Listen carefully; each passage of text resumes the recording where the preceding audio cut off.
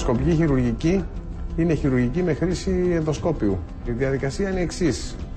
Με μια τομή μισού εκατοστού τοποθετούμε το ενδοσκόπιο στο σημείο που πάσχει τη σπονδυλική στήλη. Με τη χρήση του ενδοσκοπίου, ο οποίος είναι ένα λεπτό σωλήνας, φτάνει στο πρόβλημα ακριβώς που απασχολεί τον ασθενή, το λύνεις χωρίς να προκαλέσει ζημιές και καταστροφές.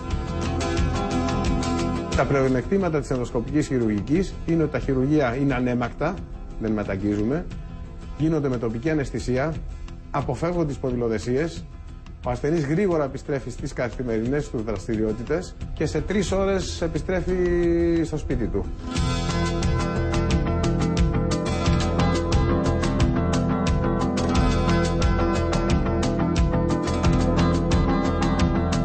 Η ρομποτική χειρουργική είναι χειρουργική με χρήση ρομποτικού μηχανήματος παύλα συστήματος. Το χρησιμοποιούμε σε μεγάλα, τις πιο πολλές φορές, ανοιχτά χειρουργία σπονδυλοδεσίας.